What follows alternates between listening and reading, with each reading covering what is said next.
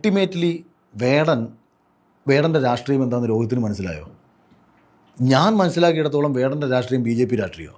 ഇത്രയും വെറുപ്പോട് കൂടിയിട്ട് ഒരു സിനിമ ചെയ്യാൻ പറ്റുന്നുണ്ടെങ്കിൽ, ഇത്രയും ദേഷ്യം നമ്മളോട് കാണിക്കാൻ പറ്റുന്നുണ്ടെങ്കിൽ ഭാവിയിൽ എന്തൊക്കെ ചെയ്യാൻ പറ്റുമവർക്ക് നമ്മുടെ മേഖല മനസ്സിലായോ?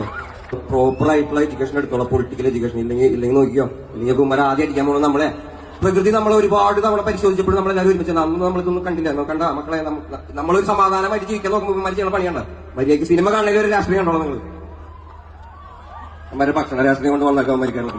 Hi guys, welcome back. Kerala story 2ന്റെ ട്രെയിലർ നിങ്ങൾ എല്ലാവരും കണ്ടിട്ടുണ്ടായിരിക്കും. നോർത്ത് ഇന്ത്യയിലെ ചില പ്രതിശൂന്യന്മാരായിട്ടുള്ള ചില സംഘികൾ പടച്ചു വിട്ടേക്കുന്ന ഒരു സാധനമാണ് കേരള സ്റ്റോറി 2. ആദ്യം ഒന്ന് ഇറക്കിയിട്ടുണ്ടായിരുന്നു, അതും പോരാന്ന് ഇപ്പൊ രണ്ടാമതൊരു സാധനം ഇറക്കിയിട്ട് എൻ്റെ പൊന്നോ, ഇവിടെ ബീഫ് കിട്ടാത്തതിൻ്റെ അല്ലെങ്കിൽ ബീഫ് തിന്നാത്തതിൻ്റെ പേരിൽ നിർബന്ധിച്ച് കൊടുക്കുകയാണ് ഒരു മലയാളി പെൺകുട്ടിക്ക് അല്ലെങ്കിൽ ഒരു ഹിന്ദു പെൺകുട്ടിക്ക്. എൻ്റെ പൊന്നോ, റിയൽ കേരള സ്റ്റോറി. ഇത് അറിയണമെങ്കിൽ കേരളത്തിലൊരു ഹോട്ടലിൽ പോയിട്ട് ഒരു 80 രൂപയ്ക്കോ അല്ലെങ്കിൽ 120 രൂപയ്ക്കോ ഒരു ബീഫ് വാങ്ങണം. ആ പ്ലേറ്റിനകത്ത് ബീഫിൻ്റെ കഷ്ണം കുറഞ്ഞെന്ന് പറഞ്ഞുകൊണ്ടാണ് നമ്മുടെ നാട്ടിൽ അടി ഉണ്ടാവുന്നത്. പിന്നെ ആ കൊടുത്ത പെങ്കൊച്ചിന് നിങ്ങൾ ഇച്ചിരി പൊറോട്ട ഇച്ചിരി ചാറ് കൂടെ കൊടുത്തായിരുന്നെങ്കിൽ ആ കൊച്ച് തിന്നേനല്ലോ. അതിന് ഇടയ്ക്ക് അയ്യോ തിന്നാത്തതിൻ്റെ പേരിൽ. നിങ്ങൾക്ക് റിയൽ കേരള സ്റ്റോറി എന്താണെന്ന് അറിയണമെന്നുണ്ടെങ്കിൽ 2018 സിനിമ കണ്ടാൽ മതി. അപ്പം നിങ്ങൾക്ക് മനസ്സിലാക്കാൻ സാധിക്കും എന്താണ് റിയൽ കേരള സ്റ്റോറി എന്നുള്ളത്. ഇപ്പം നമ്മൾ ഇതേ സമയത്ത് ഒരു നോർത്ത് ഇന്ത്യൻ സ്റ്റോറി എന്ന് പറഞ്ഞുകൊണ്ടൊരു സിനിമ പടച്ചു വിടുകയാണെങ്കിൽ ഈ ബീഫിന് പകരം ചാണകം കുത്തി എല്ലായിടത്തും അണ്ണാക്കി നിറയ്ക്കുന്ന ഒരു പരിപാടിയായിരിക്കും നമുക്ക് കാണിക്കാൻ പറ്റുക. പിന്നെ ബീഫ് കഴിച്ചതിൻ്റെ പേരിൽ നിരപരാധികളായിട്ടുള്ള മനുഷ്യരെ തല്ലിക്കൊല്ലുന്ന കുറച്ച് സംഭവങ്ങളോടെ നമുക്ക് അങ്ങനെ ഒരു പടത്തിനകത്ത് ഉൾപ്പെടുത്താൻ പറ്റും. അങ്ങനെയുള്ളപ്പോഴാണ് ഇവന്മാർ ഇങ്ങനെ ഒരു സാധനം പടച്ചു വിട്ടേക്കുന്നത്. ഇവന്മാരല്ലെങ്കിൽ തലച്ചോറിന് പകരം പൊതിച്ചോറ് കൊണ്ട് നടക്കുന്ന ടീംസാണ്. അതുകൊണ്ട് പറഞ്ഞിട്ട് കാര്യമില്ല. അല്ലെങ്കിൽ ബുദ്ധിയുള്ള ആൾക്കാർ മങ്കിയായാലും സംഖ്യയാവാൻ നിൽക്കത്തില്ല. അങ്ങനെയുള്ളപ്പോഴാണ് അഖിൽമാരാർ കയറി സംഖ്യ എന്നുള്ള വിവരം അറിഞ്ഞിട്ടുണ്ടായിരുന്നത്. ഫസ്റ്റ് ഇത് അറിഞ്ഞപ്പോൾ തന്നെ എനിക്ക് തോന്നി, എൻ്റെ റിയാക്ഷൻ എന്ന് വെച്ചാൽ അയ്യേ അഖിൽമാരാരെ പണ്ട് പറഞ്ഞ പോലെ ഇതിലും ഭേദം ലുലുമാളിൽ പോയി നിന്ന് തുണി പൊക്കി കാണിക്കുന്നായിരുന്നു. ഉള്ള കാര്യം പറയാല്ല. പക്ഷേ ഈ ഇടയ്ക്ക് ഡോക്ടർ റോബിൻ സംഖ്യയായി മാറിയപ്പോഴത്തേക്കിന് അതുപോലത്തെ ഒരു സ്കീമല്ല. കാരണം ഡോക്ടർ റോബിൻ വന്നിട്ടാണെങ്കിൽ അതേടാ ഞാൻ സംഖ്യയാടാ, ഞാൻ സംഖ്യയുടെ പ്രൊഡക്റ്റാടാ എന്ന് പറഞ്ഞ പോലത്തെ ഒരു സംഭവമായിരുന്നില്ല അഖിൽമാരാർ പറഞ്ഞിട്ടുണ്ടായിരുന്നത്. പക്ഷെ അഖിൽമാർ നേരത്തെ പറഞ്ഞേക്കുന്ന കുറേ സാധനങ്ങൾ ഉണ്ടായിരുന്നു. ഈ നിലപാടുകൾ ഇങ്ങനെ കയറി ഇറങ്ങി മാറ്റിയും തിരിച്ചൊക്കെ ഇങ്ങനെ മാറുന്നുണ്ട്. എന്ത് പറ്റി? കോൺഗ്രസിൽ ഈ പ്രാവശ്യം സീറ്റ് കിട്ടിയില്ലോ, അതാണോ പെട്ടെന്ന് ഇങ്ങോട്ടേക്ക് ചാടിയിട്ടുള്ളത്? എന്താണെങ്കിൽ ഇതിനൊക്കെ കൃത്യമായിട്ടുള്ള സാധനം അല്ലെങ്കിൽ ഈ സംഖ്യകളുടെ അണ്ണാക്കിലടിച്ചുള്ളൊരു മറുപടി വേടൻ കൊടുത്തിട്ടുണ്ടായിരുന്നു കഴിഞ്ഞ ദിവസങ്ങളിൽ. അതിലോട്ട് വരുന്നതിന് മുമ്പ് അഖിൽമാരാർ വേടനെ പറ്റി പറഞ്ഞേക്കുന്ന കാര്യങ്ങൾ നമുക്കൊന്ന് കേൾക്കാം. അൾട്ടിമേറ്റ്ലി വേടൻ്റെ രാഷ്ട്രീയം എന്താണെന്ന് രോഹിത്തിന് മനസ്സിലായോ? ഞാൻ മനസ്സിലാക്കിയിടത്തോളം വേടൻ്റെ രാഷ്ട്രീയം BJP രാഷ്ട്രീയമോ? വാവ്, വേടൻ്റെ രാഷ്ട്രീയം BJP രാഷ്ട്രീയമാണെന്നുള്ള. ഓക്കെ, ആയിക്കോട്ടെ. അപ്പൊ അങ്ങനെ ഇരിക്കുകയാണ്. കഴിഞ്ഞ ദിവസം വേടന്റെ ഷോയ്ക്കിടയിൽ വേടൻ പറഞ്ഞിരിക്കുന്ന കാര്യം നമുക്കൊന്ന് കേൾക്കാം. ഇത്രയും വെറുപ്പോട് കൂടിയിട്ട് ഒരു സിനിമ ചെയ്യാൻ പറ്റുന്നുണ്ടെങ്കിൽ, ഇത്രയും ദേഷ്യം നമ്മളോട് കാണിക്കാൻ പറ്റുന്നുണ്ടെങ്കിൽ ഭാവിയിൽ എന്തൊക്കെ ചെയ്യാൻ പറ്റുമവർക്ക് നമ്മുടെ മേഖല മനസ്സിലായോ? ശ്രദ്ധിച്ച് കണ്ട് ജീവിച്ചോളാം. നമ്മൾ പ്രോപ്പർ ആയിട്ടുള്ള എഡ്യൂക്കേഷൻ എടുത്തോളാം, പൊളിറ്റിക്കൽ എഡ്യൂക്കേഷൻ. ഇല്ലെങ്കിൽ നോക്കിയോ, ഇല്ലെങ്കിൽ കുമാര ആദ്യം അടിക്കാൻ പോകുന്നത് നമ്മളെ. എനിക്കിത് പറയാതിരിക്കാൻ, എനിക്ക് പാട്ട് പാടിയിട്ട് കാശും വാങ്ങിയിട്ട് വീട്ടിൽ പോകാൻ പറ്റും. എനിക്കിത് പറയാതിരിക്കാനും പറ്റുന്നേ. അപ്പൊ ഞാൻ എനിക്ക് കൂടുതൽ അപകടങ്ങളിൽ നിന്ന് രക്ഷപ്പെടാൻ പറ്റും. എന്നെ കൊണ്ട് അത് ചെയ്യിക്കാൻ പറ്റാത്തതുണ്ടല്ലോ. നിങ്ങളെല്ലാവരും എന്റെ സഹമനുഷ്യരാണെന്ന് എനിക്ക് കാണാൻ പറ്റുന്നതുകൊണ്ടും നിങ്ങൾക്ക് അത് കാണാൻ പറ്റുന്നതുകൊണ്ടാണ് ഞാൻ വന്ന് പെർഫോം ചെയ്യുന്നത്. നമ്മൾ ഒരുപാട് വർഷങ്ങളായിട്ട് ഒന്നായിട്ട് എല്ലാ പ്രശ്നങ്ങളെയും മാറ്റി നിർത്തി നമ്മൾ ഒരുമിച്ച് രക്ഷപ്പെട്ടുകൊണ്ടിരിക്കുകയാണ്. പ്രകൃതി നമ്മളെ ഒരുപാട് തവണ പരിശോധിച്ചപ്പോഴും നമ്മളെല്ലാവരും ഒരുമിച്ച് അന്ന് നമ്മളിതൊന്നും കണ്ടില്ല. കണ്ട മക്കളെ, നമ്മളൊരു സമാധാനമായിട്ട് ജീവിക്കാൻ നോക്കുമ്പോൾ മരിച്ചുള്ള പണിയണ്ട. മര്യാദയ്ക്ക് സിനിമ കാണുന്നതിൽ ഒരു രാഷ്ട്രീയം കണ്ടോളാം നിങ്ങൾ. അമ്മമാരെ ഭക്ഷണ രാഷ്ട്രീയം കൊണ്ട് വന്നേക്കാം മരിക്കാറുള്ളത്. 1000 സംഖ്യകൾക്ക് ഒരൊറ്റ വേടൻ. 1000 സംഖ്യകളല്ല, 1,00,000 സംഖ്യകൾക്ക് ഒരൊറ്റ വേടൻ. എന്താണെങ്കിലും ഇങ്ങനെ വേടനൊക്കെ പറയുമ്പോഴത്തേക്ക് തൊട്ട് പുറകെ വിഷകല ടീച്ചറും ഇങ്ങനെ കുറച്ച് ആൾക്കാരൊക്കെ രംഗത്ത് വരുന്നതാണ്. എന്ത് പറ്റി? ആരെയും കണ്ടില്ല കേട്ടോ.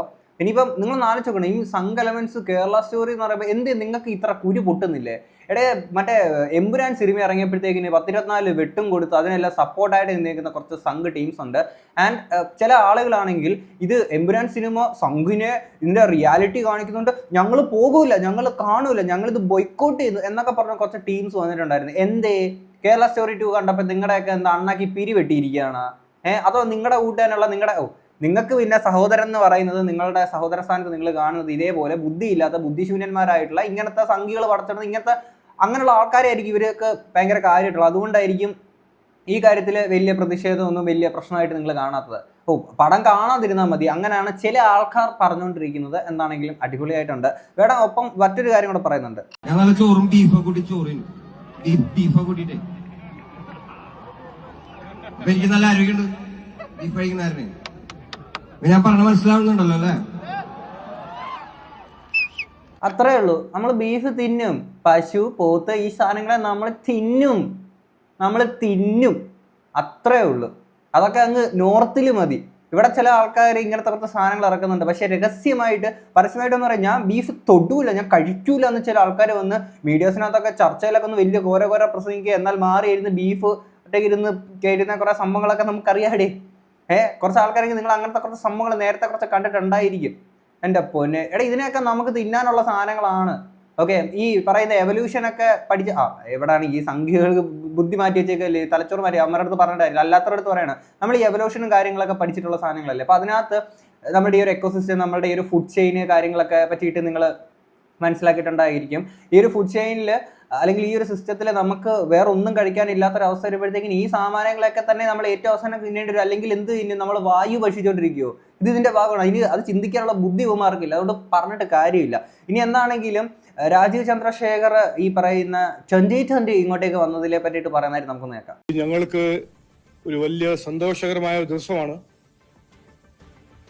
ഇന്ന് NDAന്റെ ഭാഗമായി 2020 ജോയിൻ ചെയ്യുന്നു.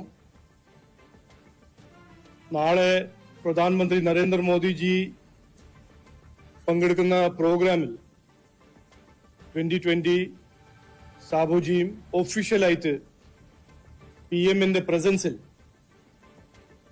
NDAന്റെ ഭാഗമാവും. 2020 മരുന്ന് ക്രിക്കറ്റ് കളിക്കാൻ പോകുക. ഇനി അതുകൊണ്ടാണ് ഞാൻ ഇതിനകത്ത് കയറിയെന്നുള്ള കാര്യം ഇനി മേലെ പറഞ്ഞേക്കരുത് അഖിൽമാരെ.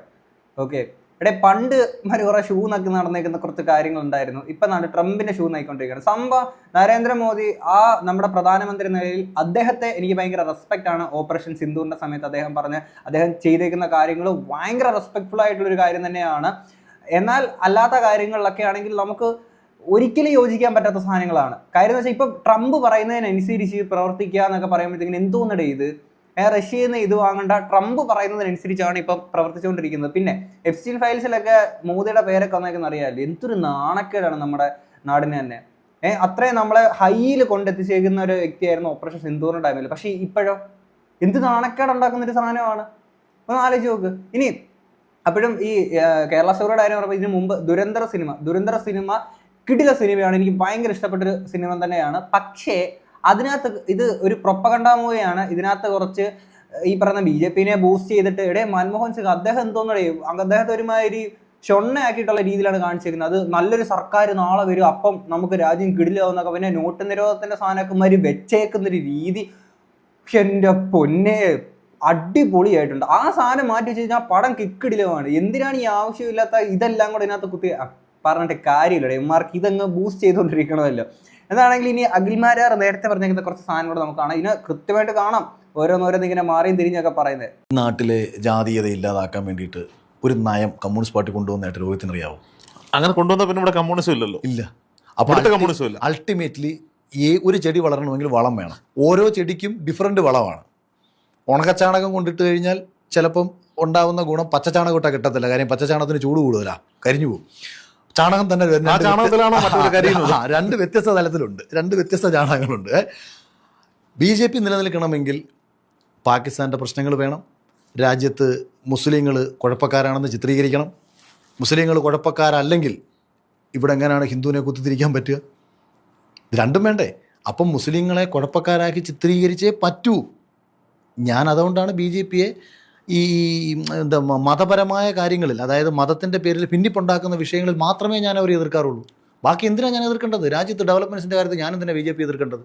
ഇതിനകത്ത് അഖിൽമാരാർ പറഞ്ഞ കാര്യം കേട്ടില്ലേ? സത്യമാണ്. BJP-യുടെ മെയിൻ പരിപാടി എന്ന് വെച്ചാൽ ഈ പറയുന്ന നമ്മുടെ പണ്ട് ബ്രിട്ടീഷുകാർ ഇവിടെ ഉണ്ടാക്കി വെച്ചേക്കുന്ന സാധനം ഒരു ഡിവൈഡ് ആൻഡ് റൂൾ എന്ന് പറയുന്നത് അതിപ്പോഴും ഫോളോ ചെയ്തുകൊണ്ടിരിക്കുകയാണ്. നമ്മൾ 1947 സ്വാതന്ത്ര്യം കിട്ടിയെന്ന് പറയുമ്പോൾ പോലും ഇപ്പോഴും നമുക്ക് അതിന് പൂർണ്ണമായിട്ട് സ്വാതന്ത്ര്യം കിട്ടിയെന്ന് പറയാൻ പറ്റത്തില്ല. കാരണം അവന്മാരുണ്ടാക്കി വെച്ചേക്കുന്ന സാധനമാണ് ഡിവൈഡ് ആൻഡ് റൂൾ. അതിൻ്റെ ആഫ്റ്റർ എഫക്റ്റ് ആണ് നമ്മൾ ഇപ്പോഴും നമ്മുടെ നാട്ടിൽ ഈ പറയുന്ന ബുദ്ധിയില്ലാത്ത കുറേ ചാണകങ്ങൾ ഇവിടെ നാട്ടിൽ കാണിച്ചു കൂട്ടിക്കൊണ്ടിരിക്കുന്നത്. ഈ പറയുന്ന ഈ ക്രിസ്മസിനുള്ളതെല്ലാവരും നിങ്ങൾ കണ്ടു കാണുമല്ലോ. നിങ്ങൾ ക്രിസ്മസ് ആഘോഷിക്കാൻ പാടില്ല എന്നൊക്കെ പറഞ്ഞുകൊണ്ട് എന്തൊക്കെയായിരുന്നു ഇവർ കാണിച്ചു കൂട്ടിക്കൊണ്ടിരുന്നത്. പിന്നെ ഇത് പറയുമ്പോൾ പോലും ഈ അഖിൽമാരാർ നേരത്തെ ഒരു സാധനം ഇട്ടിട്ടുണ്ടായിരുന്നു ഓപ്പറേഷൻ സിന്ധൂറിന്റെ ടൈമിൽ ഇന്ത്യ ബലൂചിസ്ഥാന് ഫണ്ട് ചെയ്യുന്നുണ്ടെന്നൊക്കെ പറഞ്ഞുകൊണ്ട് രാജ്യദ്രോഹപരമായിട്ടുള്ള സ്റ്റേറ്റ്മെന്റ്സ് ഒക്കെ ഇറക്കിയിരിക്കുന്ന ടീമായിരുന്നു. അതിനുശേഷം ഒളിവിലൊക്കെ ആയിരുന്നല്ലോ.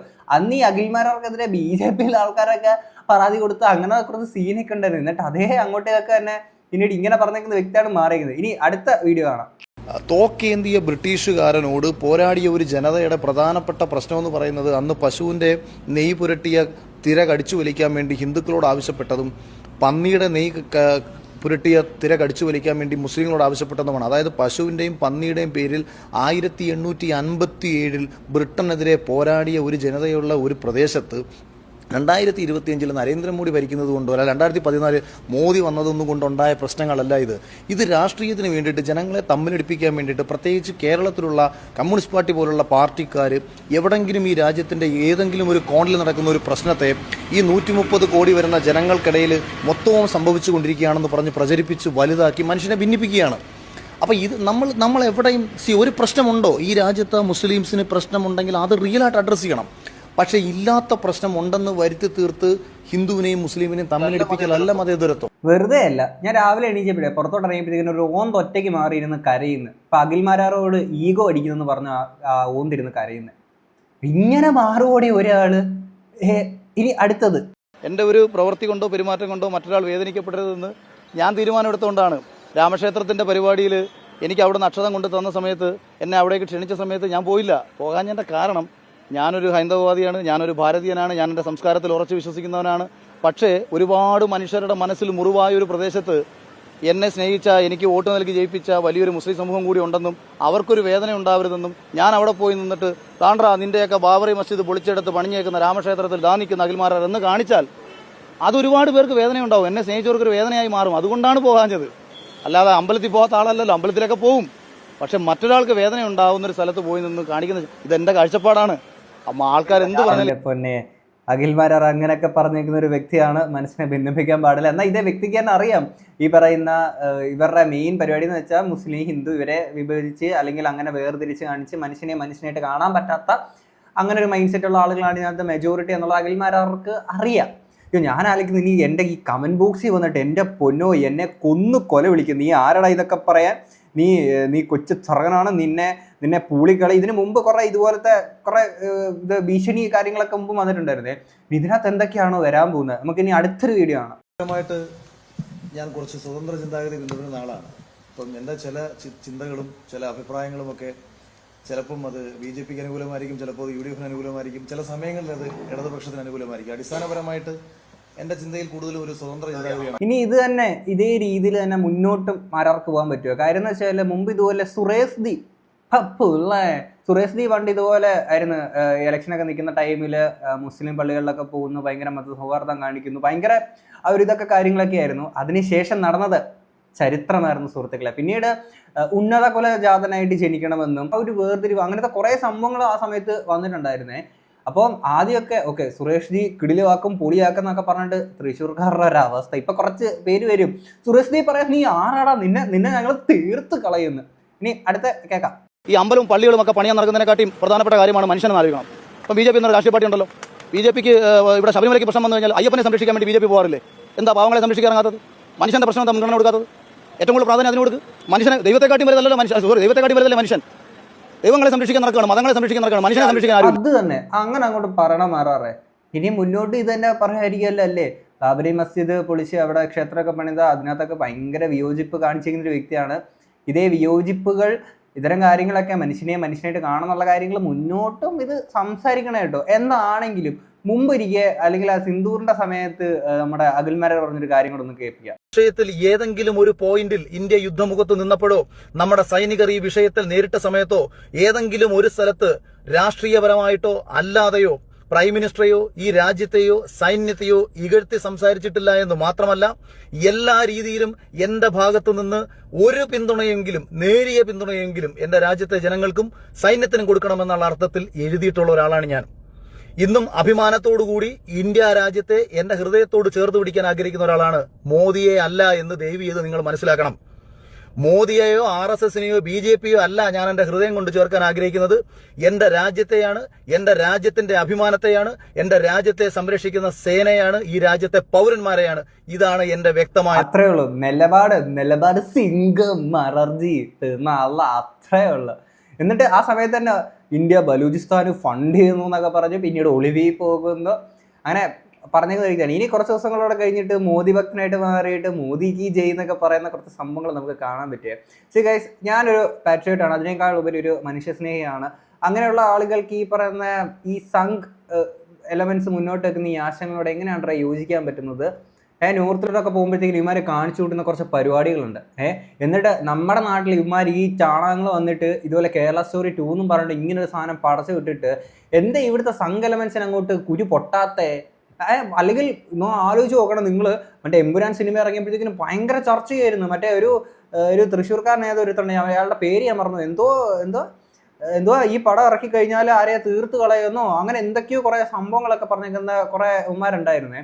അന്ന് തന്നെ ഞാൻ പറഞ്ഞിട്ടുണ്ടായിരുന്നു, ഇതൊന്നും നമ്മുടെ ഈ രാജ്യം എന്ന് പറയുന്നത് ഇവന്മാർ പറയുന്നത് തന്തയുടെ വകയല്ല, നമ്മുടെ രാജ്യമാണ് എന്നുള്ളത് പറഞ്ഞിട്ടുണ്ടായിരുന്നു. അത് തന്നെ എനിക്ക് ഇവിടെയും പറയാനുള്ളൂ. അപ്പോൾ ഈ രാജ്യത്തിനകത്ത് നിന്നുകൊണ്ട് നോർത്തിലോട്ട് ഇവന്മാർ കാണിക്കുന്ന കുറെ തോന്നിയാസങ്ങൾ നോർത്ത് ഇന്ത്യൻ സ്റ്റോറി എന്ന് പറഞ്ഞ ഇവന്മാർക്ക് കാണിച്ചാൽ പോരെ? അത് കേരളത്തിൽ കൊണ്ടിറക്കിയേക്കുന്നത്. ഇവിടെ ബാക്കിയുള്ള സംസ്ഥാനങ്ങളെ അപേക്ഷിച്ച് 100% ലിറ്ററസി ഉള്ള ഒരു സ്റ്റേറ്റാണിത്. അതുകൊണ്ട് തന്നെയാണ് നമ്മുടെ നാട്ടിൽ ചാണകത്തിൽ ഇപ്പം ഇടത്തോട്ട് ചവിട്ടിയാലും വലത്തോട്ട് ചവിട്ടിയാലും നമ്മുടെ നാട്ടിൽ മെജോറിറ്റി ആൾക്കാർ ഇതുപോലെ ചാണകത്തിൽ ചവിട്ടാത്ത. ഇതിൻ്റെ ഇടയ്ക്ക് പിന്നെ ഇങ്ങനെ ഈ ചാണകത്തിൽ ചവിട്ടുന്ന ആൾക്കാർ തന്നെ ഇങ്ങനൊരു സംഭവം നമ്മുടെ നാടല്ലേ, നിങ്ങൾ ഈ സാധനങ്ങളൊക്കെ മാറ്റി നമ്മുടെ നാടിനെ പറ്റിയിട്ട് നമ്മുടെ കേരളത്തിലുള്ള നമ്മൾ പരസ്പരം ഈ പറയുന്ന ഇവന്മാർക്ക് അറിയാത്ത സാധനം. കഴിഞ്ഞ ദിവസം ഒരു ന്യൂസിൽ കണ്ടതാണ്, അതായത് തെയ്യം നേരെ ഒരു മുസ്ലിം പള്ളിയിലോട്ട് പോയിട്ട് ഉള്ള കുറച്ച് സംഭവങ്ങൾ ഇങ്ങനെ കണ്ടു. അതൊക്കെയാണേ നമ്മുടെ കേരളം എന്ന് പറയുന്നത്.